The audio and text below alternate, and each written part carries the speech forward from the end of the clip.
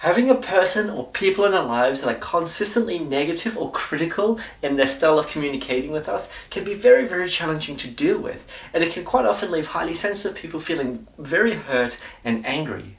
So being able to effectively deal with these people or these comments can make such a difference in our lives. So today we're going to look at some of the best ways to handle criticism. So let's get into it.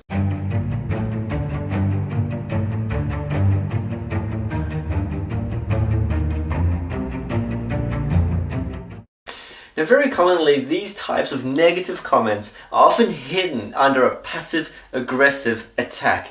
You know those types of comments where you sense that underneath them there's this little dig at you. Hi, Peter. What's happening? We need to talk about your TPS reports. Yeah, the cover sheet, I know. Bill talked to me about it. Yeah. Did you get that memo? Yeah, I got the memo, and I understand the policy, and the problem is just that I forgot the one time, and I've already taken care of it, so it's not even really a problem anymore. Yeah. It's just we're putting new cover sheets on all the TPS reports before they go out now, so if you could go ahead and try to remember to do that from now on, that'd be great. All right. So what do we do in these type of situations? Well, the very, very best thing and the simplest way to handle this is by simply ignoring it. This is such a powerful technique and it does wonders. The best way to implement this is if someone makes a passive-aggressive comment toward you, just simply shoot them a look and then turn and talk to someone else and start a whole different conversational thread. By doing this, not only does it stop this comment dead in its tracks, then it puts you in control of the conversation and you can shift it to something that's far more positive or engaging or something that suits you far better. And by doing this, meaning we don't have to deal with this passive-aggressive behavior, we can then take control of the conversation and steer it into a direction that is better for everyone. You look a bit tired. You look a bit evil. Joan! Of course, Sherlock's told me you're doing well. Now, so many times these forms of passive-aggressive comments can also come in the form of a question, right?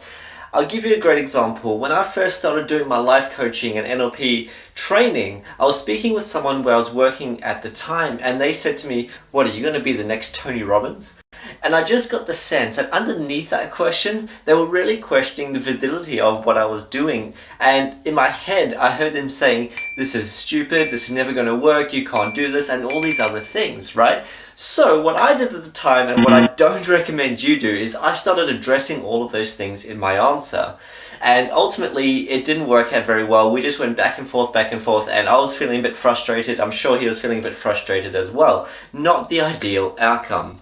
What I really recommend in this situation, instead of doing what I did, is to just purposely misinterpret these passive-aggressive questions as literal and answer them like so.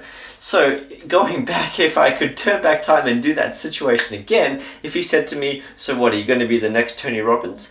I would have much rather have said, "Probably not," and then completely changed the subject, right? Again, just like our first technique, this is such a great way to take the wind out of the sails, is to show that you're not affected emotionally, especially if they're trying to get emotional reactions from you, and you can then take control of the conversation and steer it in a direction that is much more positive. Now, of course, we always get those situations where the comments that are negative or critical are not passive-aggressive at all. There are some people out there that are very direct with their criticisms. You have no style or sense of fashion? Well, I think that depends on what you're... No. That wasn't a question. Now, these kind of situations can be very difficult to deal with for a whole lot of different reasons. Many times when we are on the receiving end of such a direct criticism, that can really rattle us and shake us up and kind of send us into a bit of a mental tailspin sometimes. And it can be hard to know exactly what to do in this situation. Now, so many times we react by either saying nothing at all and accepting the comment and then feeling bad about it days or weeks later, and other times we can get triggered and become very angry and aggressive, right? Both of those reactions are not ideal. The best way to do this is to do almost the exact opposite, and it sounds counterproductive, but the best way to deal with this kind of comment is align with the person, So agree with an aspect of what they've said, and then be vulnerable. Yeah, okay. You're right. I don't fit in here. I am not skinny or glamorous, and I don't know that much about fashion, but I'm smart. I learn fast, and I will work very hard. I've got the exclusive on the...